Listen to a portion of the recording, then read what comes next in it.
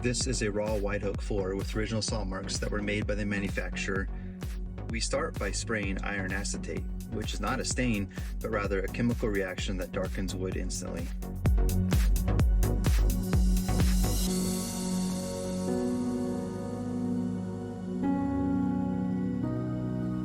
Once it dries, we sand it back lightly with the Bona power drive to reveal these original saw marks.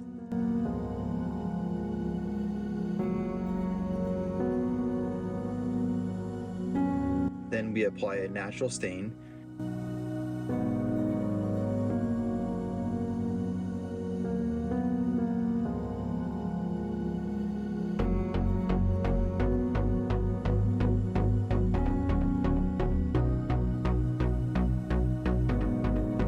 And finish with Bona Traffic HD matte for a low sheen, durable finish.